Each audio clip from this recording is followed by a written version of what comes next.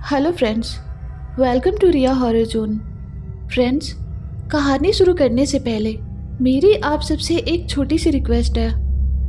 चूँकि मैं बीमार हूँ, इसलिए आज की स्टोरी टेलिंग में अगर आपको मेरी आवाज़ में 19-20 दिखा तो प्लीज़ इग्नोर कर देना। तो चलिए आज की कहानी की ओर। मेरा नाम अशोक है। ये बात है तब की जब मैंने दिल्ली के कॉलेज में एडमिशन लिया था। मैं और मेरा फ्रेंड विकी दोनों फर्स्ट ईयर के स्टूडेंट थे। वो शहर अनजान था, इसीलिए हमने दिल्ली में ही किराए पे एक मकान लिया। उस घर में हमारा वो पहला दिन था, लेकिन पता नहीं क्यों विकी को वो घर अच्छा नहीं लग रहा था। वो बार बार मुझसे ये कह रहा था कि हम कहीं और मकान देखते हैं, लेकिन मैंने उसकी बातों पे ध्यान नहीं दिया। फिर दोपहर को खाना खाने के बाद मैं थोड़ा छत पे टहल रहा था, तो मुझे सामने वाले घर के बाहर एक बहुत खूबसूरत लड़की दिखी जो अपने गार्डन के प्लांट्स में पानी दे रही थी।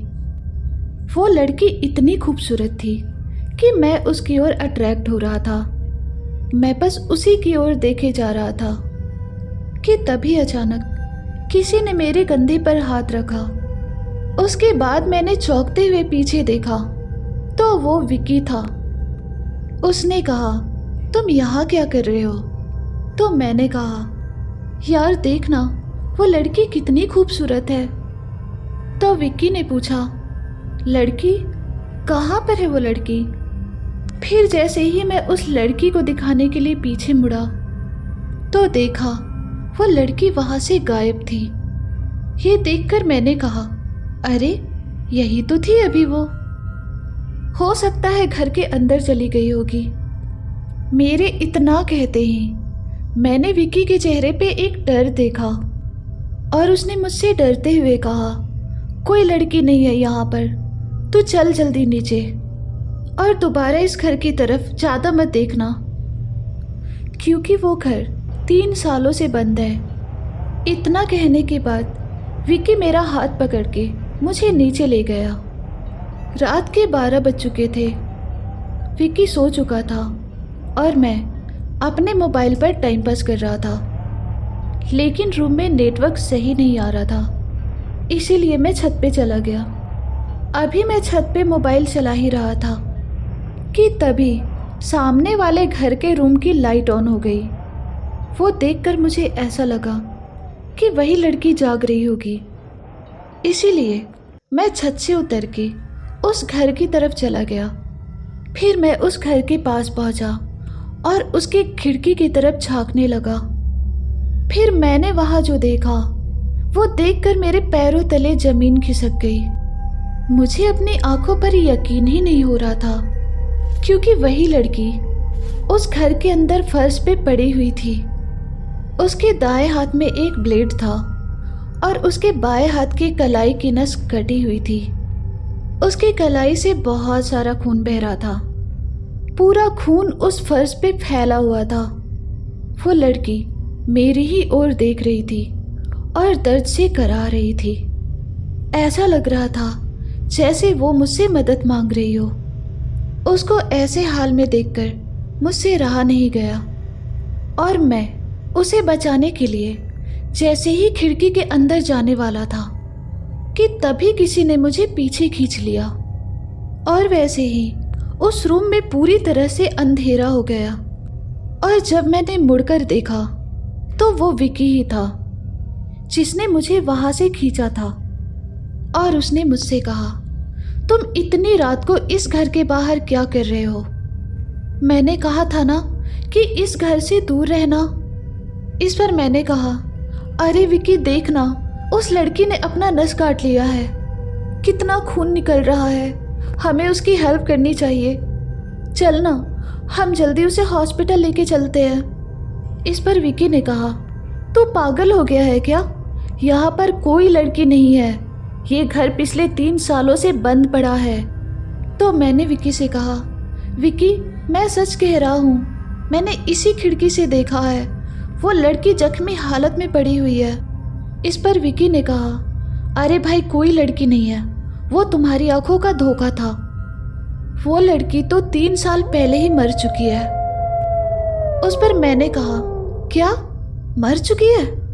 लेकिन ये सब तुम्हें कैसे पता? इस पर विकी ने कहा, मुझे मकान मालिक ने पहले ही बता दिया था। तो मैंने विकी से पूछा, क्या कहा था उन्होंने? फिर विकी ने कहा, वो घर भी इसी मकान मालिक का है।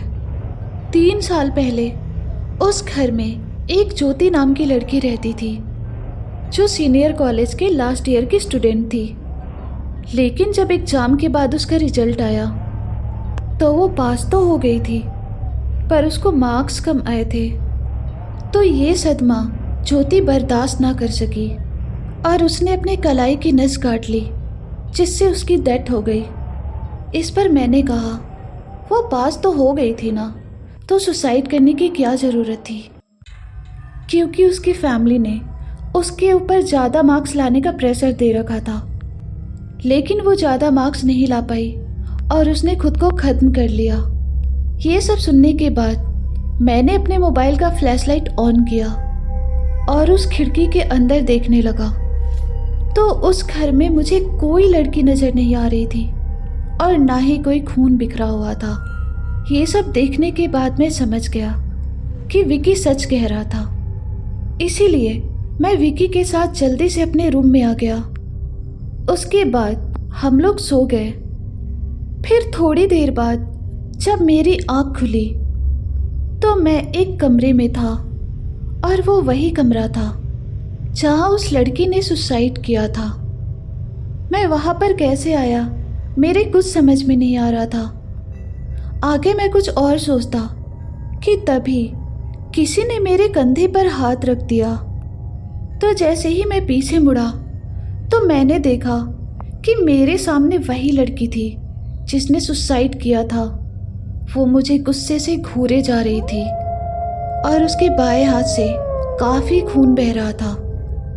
फिर उस लड़की ने डरावनी आवाज़ में कहा, मैं कुछ देर पहले इस रूम में मर रही थी और तुम वहाँ खड़े बस देख रहे थे। तुमने मुझे बचाया क्यों नहीं?